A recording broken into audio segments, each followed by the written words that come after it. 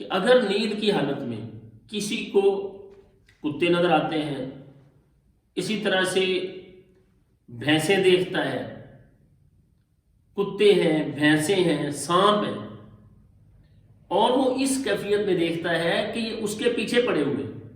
اس کے پیچھے دوڑ رہے ہیں، مریض آگے بھاگ رہا ہے، بھینسیں اس کے پیچھے لگی ہوئی ہیں، مریض دوڑ رہا ہے، سانپ اس کے پیچھے لگے ہوئے ہیں، اگر ایسی کنڈیشن ہے، یا پھر بھینس پیچھے بھاگ رہی ہے اور بھینس نے مارا ہے، سانپ دوڑ رہا تھا، اس نے ڈسا ہے کسی کو خواب کے اندر، اگر کتا کسی نے دیکھا ہے اور اس حالت میں دیکھا ہے کہ کتا اس کے پیچھے دوڑ رہا ہے اور کتے نے اس کو کاٹا ہے، اگر یہ چیزیں پیچھے دوڑ رہی ہیں، اس کا مطلب یہ ہے کہ اس پر اثرات ہیں جادو کے، اور اگر اس کو یہ چیزیں کاٹ لیتی ہیں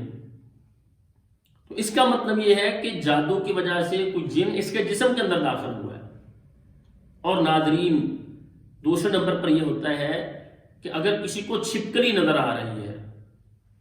چھپکلی کا نظر آنا خواب کے اندر اور اس کا ڈسنا، یہ خطرناک معاملہ ہوتا ہے،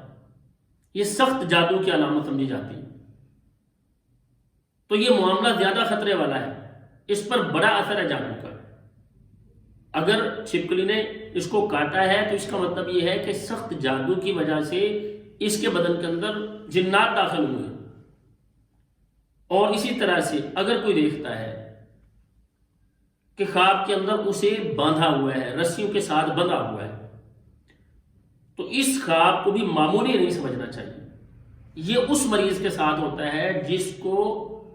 جادو کی وجہ سے باندھا گیا ہوتا ہے، جنات اس کے ساتھ قید کیے گئے ہوتے ہیں،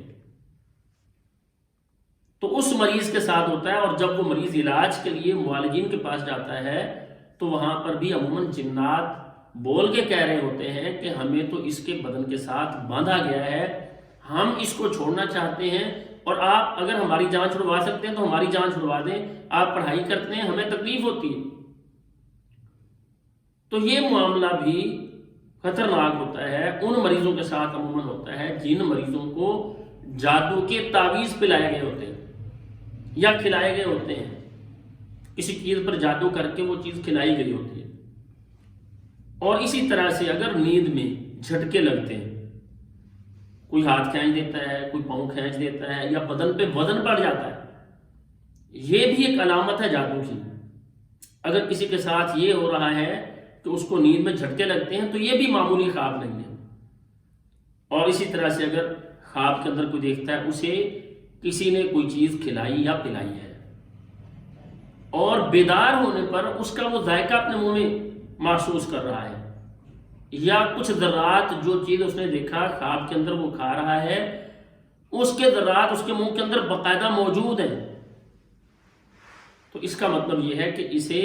نیند کی حالت میں کوئی چیز جادو کی کھلائی گئی ہے، اور یہ کام جنات بھی کرتے ہیں، یہ بھی جادو کی علامت ہے کہ اگر نیند میں بندے نے کوئی چیز کھائی ہے کسی کے ہاتھ سے یا پی ہے، اور اٹھنے کے بعد اس کا ذائقہ باقاعدہ منہ کے اندر وہ محسوس کر رہا ہے، تو یہ بھی ایک جادو کی علامت ہے، اور یہ خطرناک جادو کی علامت ہے، کیونکہ جو کھلایا پلایا گیا جادو ہوتا ہے اس کے اثرات زائل کرنے کے لیے بڑی محنت کرنا پڑتی ہے، مریض کو خود بھی اور معالج کو بھی، تب جا کے جان چھوٹتی ہے۔ اور اس کے ساتھ ساتھ اگر کوئی نیند میں دیکھتا ہے کہ وہ قبرستان میں کھڑا ہوا ہے، بہت زیادہ قبریں دیکھتا ہے کہ کوئی قبر دیکھی ہے، کبھی کوئی خواب آیا ہے، لیکن یہ مریض جو جادو کا مریض ہے اسے زیادہ قبریں نظر آتی ہیں، یا بعض مریضوں کو خواب کے اندر نظر آتا ہے کہ قبرستان میں کسی قبر کے پاس کوئی چیز کوئی شخص جا کے دبا رہا ہے اور اسے نظر آ رہی ہے، تعویذ بھی ہو سکتے ہیں، کوئی پتلا ہو سکتا ہے، کوئی اور ایسی چیزیں ہیں، کوئی دبا رہا ہے اور یہ دیکھ رہا ہے خواب کے اندر، تو ناظرین یہ بھی خواب کوئی معمولی خواب نہیں ہوتا، بلکہ اس خواب کو بھی اللہ تعالیٰ کی طرف سے رہنمائی سمجھنا چاہیے کہ اللہ تعالیٰ مجھے دکھا رہے ہیں خواب کی حالت میں۔ تو اگر یہ خواب کسی کو آ رہے ہیں تو یہ معمولی خواب نہیں ہے۔ ایسے مریض کو ایک تو یہ ہے کہ خود اپنے اذکار کو اچھا کرنا چاہیے، اپنی نمازیں، اپنی عبادات اور صبح و شام لا الہ الا اللہ وحدہ لا شریک لہ لہ الملک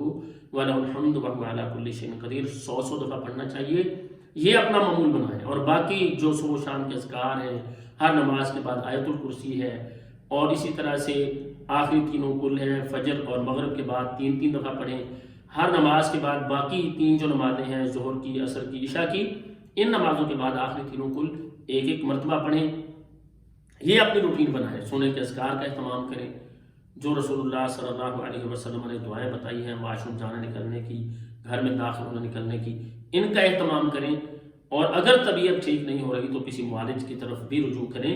اس میں بھی کوئی حرج نہیں ہے کہ جو معالج ہے قریب، لیکن وہ معالج جو قرآن و سنت سے علاج کرنے والا ہے. اور ناظرین، یہاں پر ایک بات بہت اچھی طرح ذہن میں رکھنی چاہیے کہ دیکھیں، جو ہم عام اذکار صبح و شام کر رہے ہوتے ہیں، یہ حصار ہے. جب ہم کبھی اس حصار سے باہر نکلتے ہیں پھر ہم پر اثرات ہو جاتے ہیں، ہو سکتے ہیں. اگر اثرات ہو جاتے ہیں پھر عام جیسے اذکار ہم روٹین میں کر رہے ہوتے ہیں، پھر اتنے ہی نہیں بلکہ اس سے زیادہ اذکار کی ضرورت ہوتی ہے، اور اس سے زیادہ قرآن کی تلاوت کی ضرورت ہوتی ہے. تو ایک ہے عام حصار، عام دعائیں، ان کے ساتھ بندہ بچا رہتا ہے. اور جب اثرات ہو جائیں تو پھر بندے کو زیادہ محنت کرنا پڑتی ہے. اور اگر اپنی پڑھائی کے ساتھ فائدہ نہ ہو رہا ہو اور تکلیف کم نہ ہو رہی ہو تو پھر کسی ایسے معالج کی طرف رجوع کرنا چاہیے جو قرآن و سنت سے علاج کرنے والا ہے. اللہ تعالیٰ سے دعا ہے اللہ تعالیٰ ہمیں تمام روحانی اور جسمانی بیماریوں سے نجات عطا فرمائے. السلام علیکم ورحمۃ اللہ.